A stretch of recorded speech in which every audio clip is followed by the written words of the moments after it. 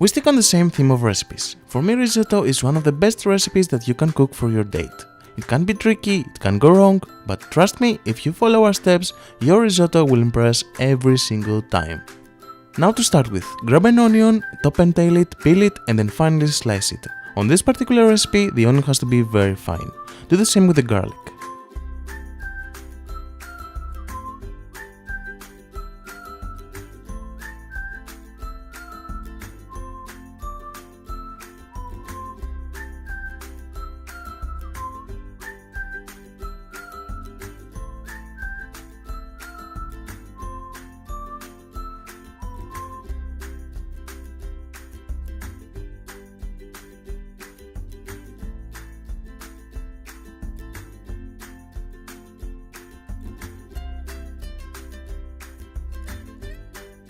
Add a tablespoon of olive oil and a knob of butter and sweat your onion for a good 5 minutes before you add your garlic in.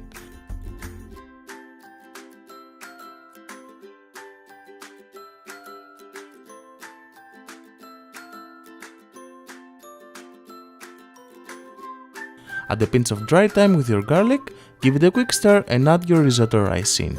For me, arborio is the ultimate risotto rice, and it's very easy to find as well, so I suggest you go for that. A cup of rice will be 2 people easy.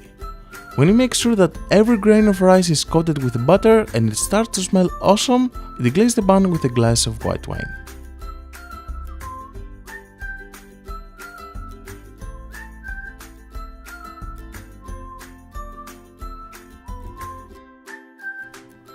Now if you have a stock in your fridge or your freezer, you should use that. If not, don't bother make one, just use a chicken stock cube. We're gonna cheat as well. Now what you have to be careful with is that you should add your liquid, whether it's water or stock, a little bit at a time to make sure that the end result has the right consistency. Also, your liquid has to be hot, and from what I've learned from culinary school, from the moment you add your rice in to the moment you finish your risotto, the temperature of your pot has to be stable. So make sure your liquid is hot and cook your risotto on a stable medium heat from start to finish.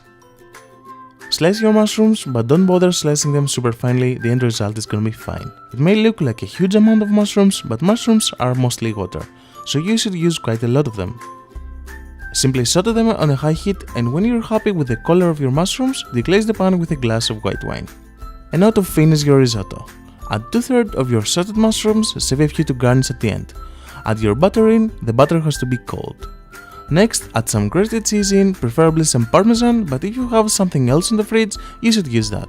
I suggest you go for the strong flavored cheese. It may look a little too runny at the beginning, but when you stir in your cold butter and the cheese, you see how it comes together.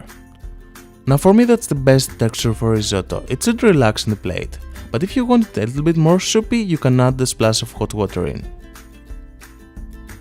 Trust me, if you nail your risotto, your date will be super impressed. I really hope you enjoyed our recipe. If you did, please hit the like button and subscribe for more recipes.